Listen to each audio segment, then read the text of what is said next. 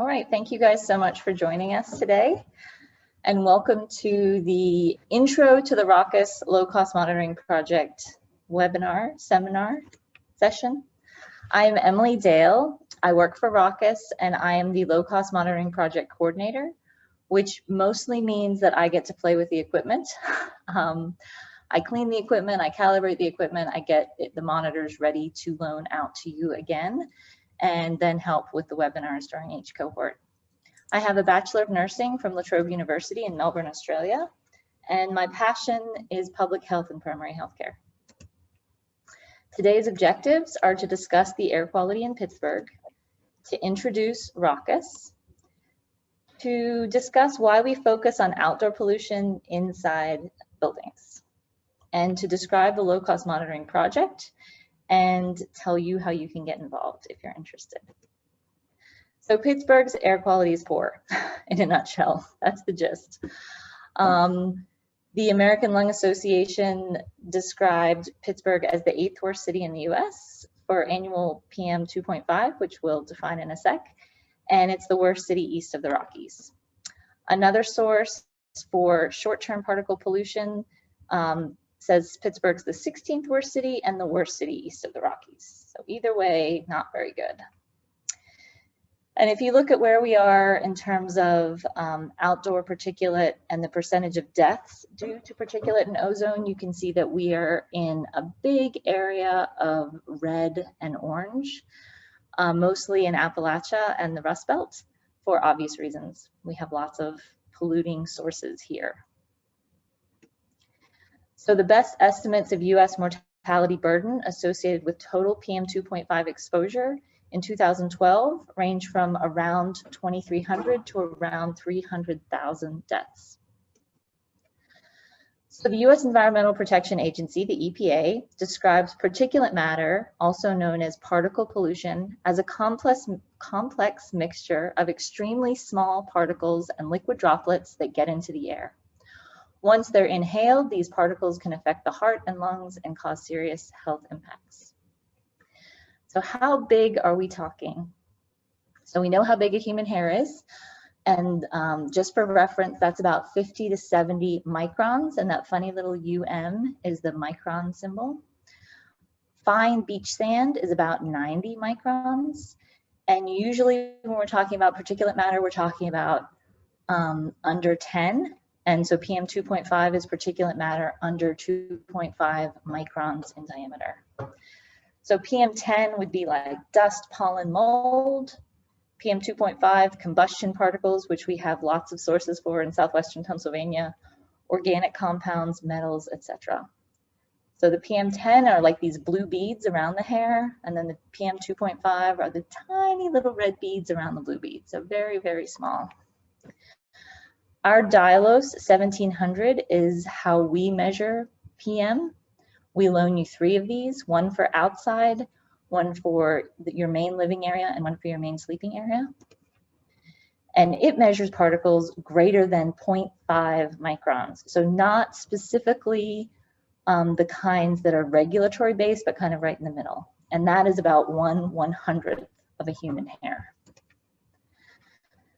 So if we think of PM as sort of in the air, a mixture of sizes, big, small, in between, we inhale it through our nose and our mouth.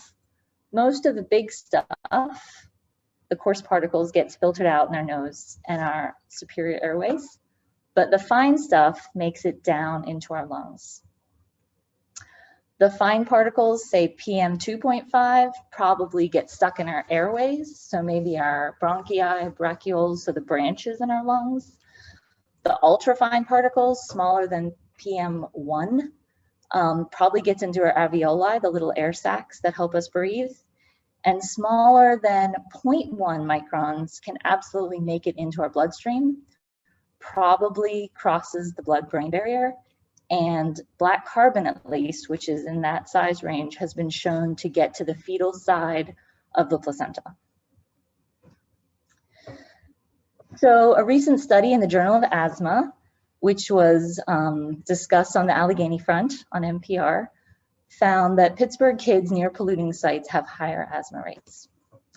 So they monitored air pollution levels near schools and found a correlation between high levels of particulate matter and asthma rates. So children at the schools with the higher levels had a 22.5% asthma rate, which is almost triple the national average, which is 8.3. But Allegheny County overall has a child asthma rate of 11%, which is not good. So health concerns related to particles. So particles can differ in toxicity. They're not all the same. There can be a weird adverse synergy between different co-pollutants and particles. And if you do join our cohort, the public health fellow that is part of our team, Sam Tony, she does a great job with some really cool animations describing how ozone and PM in the presence of sunlight can form this kind of toxic soup. So even if one part or both parts by themselves are not dangerous, sometimes when they get together, they form this kind of adverse synergy. Fine and ultrafine particles go so deep into our lungs, into our bloodstream, and they can be vehicles that increased the exposure of toxic contaminants. So many toxic contaminants that are really, really small can bind on to this high surface area ultrafine particles and get into our bloodstream, like semi-volatile organic compounds and metals. So our premise is the precautionary principle: avoid or minimize exposure, even if we don't know what it might do. So health concerns for PM, less than PM10. So established particulate matter associated diseases are cardiovascular disease, asthma, and lung cancer.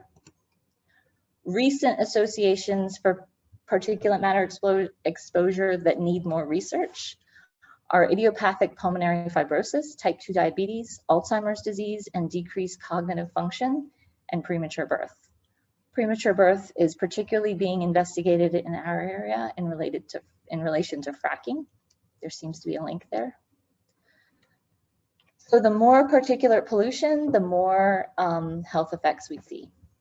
There is a clear concentration response relationship between particle pollution and health effects, and this is well established by the EPA. The translation: the more particle pollution you have, the more impacts that it will have on your health. Maybe not your health, but people's health. So we are very aware that our little Dilos readers are only reading, two types. We have a large and a small number. They're only reading 2 types of particulate matter, and there's a whole world of particulate matter that's smaller than we can see. So we're very aware of the limitation. There does seem to be a correlation. So when the fine go up, the ultrafine go up. So we assume that when we see a spike in the fine, that we're probably also seeing a spike in the ultrafine, but that's not documented. And it's possible that there are some things that cause spikes in ultrafine that we're not seeing at all. So what we cannot easily monitor could be very important. We could be missing some important things, but we're just trying to get a snapshot. So the ROCIS context. So ROCIS stands for Reducing Outdoor Contaminants in Indoor Spaces, and we say it ROCIS or ROCIS, not some other pronunciation. ROCIS is a Southwestern Pennsylvania initiative to reduce the impact of all the exterior pollution, which we all kind of know is in Pittsburgh, right? There's lots of sources in our indoor spaces so that we have kind of a sanctuary when we're inside. Why? Why do we focus on the inside? Because most of our exposure to outside pollution happens inside buildings, particularly our homes. Why indoor environmental quality is important? 90% of our time is spent indoors. Even the most active of us, our Canadian expert, Don Fugler, who's an avid outdoorsman, cross-country skier, hiker, camper, kept track for a few weeks, and he struggled to be outside even 10% of the time. Vulnerable groups, small children, older folks, people with health conditions already spend even more time inside, probably 95%. So this is kind of the average breakdown. Indoor house, a huge percent. Indoor other, maybe work, maybe not during COVID, but probably returning. A section in vehicles, and then outdoors just a little bit of time. So on average, like 88% of our time is inside. And it's amazing to see how much the outdoor numbers impact the indoor numbers. So outdoor plus indoor, while our house is insulated and is hopefully this sort of sanctuary, we still get these spikes, but our house also does a good job of keeping inside whatever pollution we cause. The biggest source that we see typically is cooking. So reducing cooking emissions inside your house is super important. We have some guidance on this. So at our website, you can check out our issue brief on ducted range hoods, recommendations for new and existing homes, and also our recent ROCIS webinar, Keep a Lid on It, hint, hint, which is best practices for reducing cooking pollution in homes. So the ROCIS LCMP, you have a picture of one of our old face-to-face ones pre-COVID. Low-cost monitoring project was started 5 years ago and was mostly homes. A few people do their home and their workplace, and we've had 375 participants. Pre-COVID, these were mostly neighborhood-based. So the cohort I took part in last January was based in Upper St. Clair, and like 12 out of the 14 people were from Upper St. Clair, and they had a couple of us visitors. Post-COVID, where they're all virtual, we tend to get people from all over the greater Pittsburgh region. And we've had people from out of state and out of region in all of those cohorts. So we had someone from central Pennsylvania, we had someone from West Virginia, we had people from Maine, Vermont, Boston, California, Washington, Kansas so far. And those are super fun. We've seen their amazing super clean air, like our California and our Maine people, and we've also seen their super horrible air, like Santa Cruz during the fires last year. It was pretty awful. And any sort of outside wood burning unit will also do a number on your outside numbers. The low-cost monitoring project is totally free, I promise. Why is it called the low-cost monitoring project then? The low cost part refers to the type of monitors. So we don't have $10,000, government air quality monitoring station quality. We have little devices like the Dialos, which we can lend you 3 of. So that's the cost part. The objectives of the low cost monitoring project are to learn how low cost air monitors empower occupants. So seeing the numbers as you maybe recreationally combust, be that burning candles or incense or smoking or vaping or cooking, or last cohort we had someone whose dry shampoo was really setting off the numbers, or a humidifier. So seeing the numbers and then trying to figure out what you can do about it is one of our objectives. Examining the impacts of the outdoor on the indoor air. Often, first thing in the morning, people will be going around writing down all their numbers, and they'll be like, why are my numbers so high? We just got up, we haven't cooked anything, haven't used the dry shampoo, haven't done any recreational combustion, and then they go outside and see it's a 3,000 PM 2.5 day in Pittsburgh. That's why.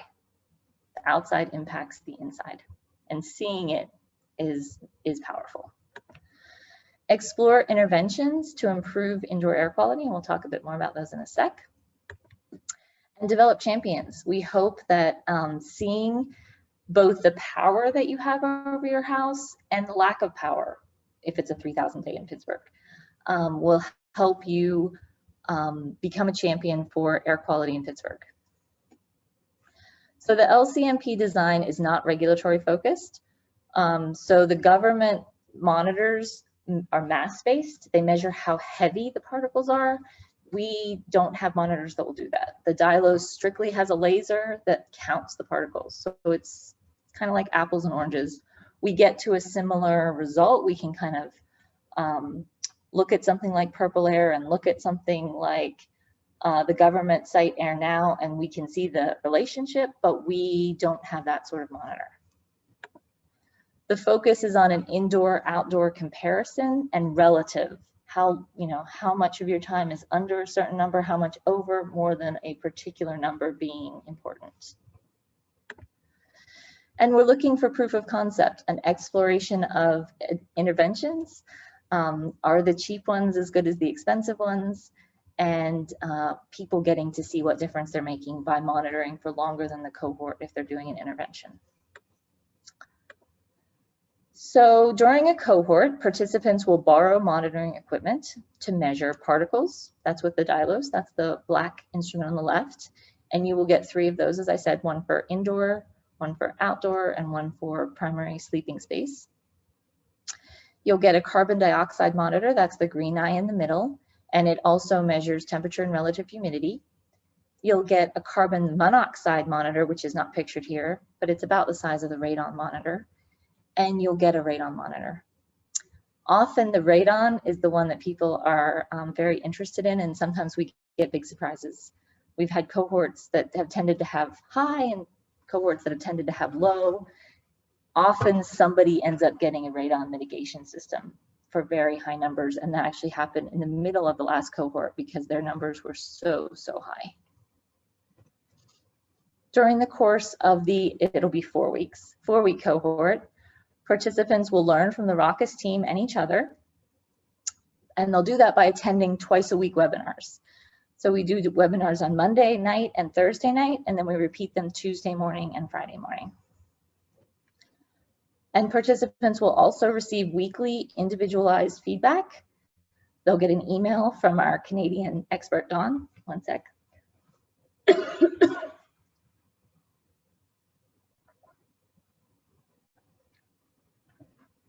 And that will be totally individualized in response to the data that you download off your 3 Dyloses and upload to us, as well as your written observations from the other monitors, and whatever questions and observations you have. This is indoor particle distribution when we had 250 sites instead of the 375 we have now. There is a 20-to-1 difference between the worst houses over here on the left and the best houses over here on the right. This is the median 50% of observations, and this is at the particle count less than 0.5 microns. Sorry, greater than or equal to 0.5 microns. And this is the Dylos scale on the right. So this is not regulatory or government scale. This is just how they define their numbers. Very poor, poor, fair, good, very good, and excellent. You can see that the vast majority of people, 70%, are in the fair range. 5% up here on the upper left are in the poor range, and 25% are in the good and very good range. I would say all of these people have room for improvement, and we've seen that in a variety of ways. We've seen people go from, say, an average of 1,000 in their house to maybe under 200 through some behavioral interventions and filtration. Excuse me, we've also seen, last summer we did an initiative in Clairton as a response to COVID to provide households with a number of air cleaners, one for each sleeping space and one for their main living area. And some of those houses had very, very, very high initial numbers. And even though they didn't get to good or very good, they had a 90% drop.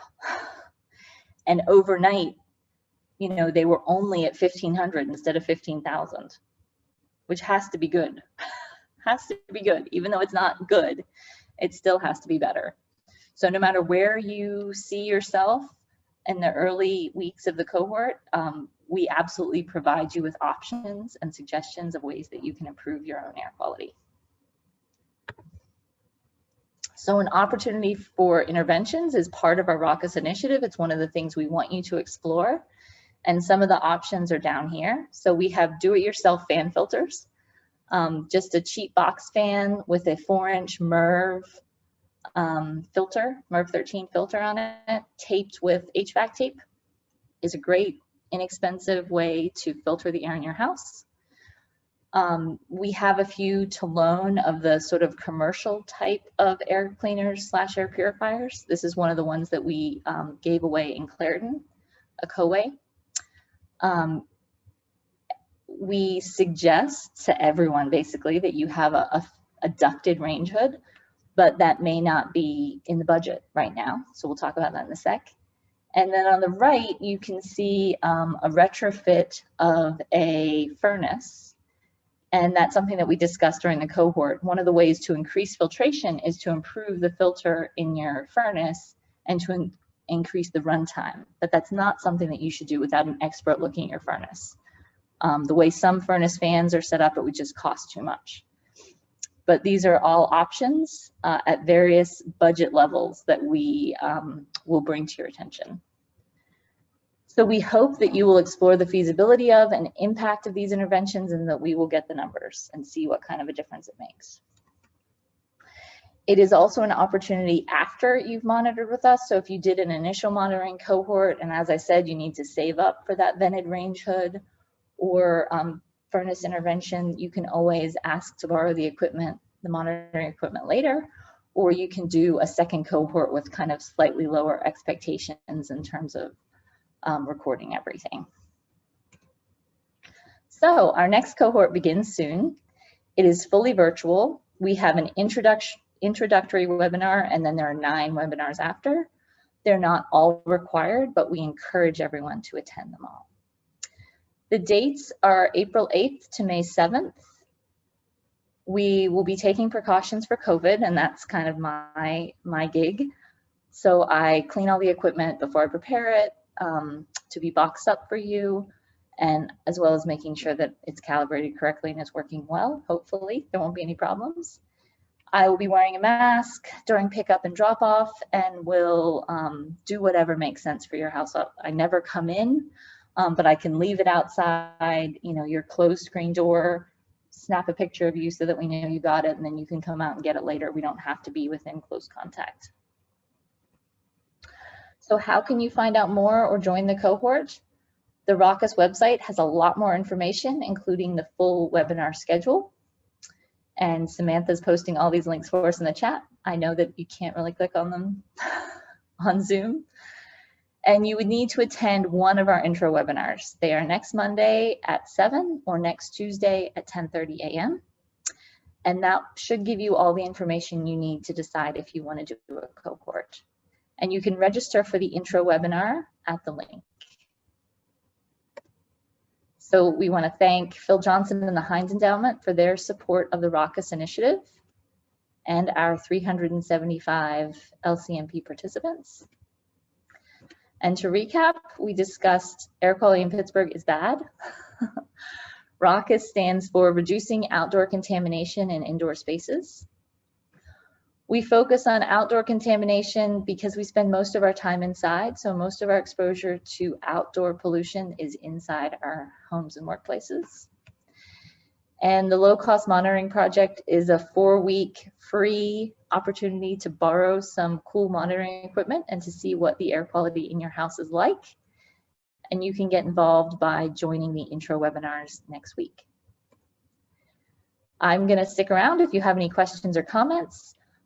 If you stump me, then I'm going to suggest that you send an email to Linda or call her. She is the founder of ROCIS and is an indoor air quality and insulation whiz, and can undoubtedly help you if I cannot.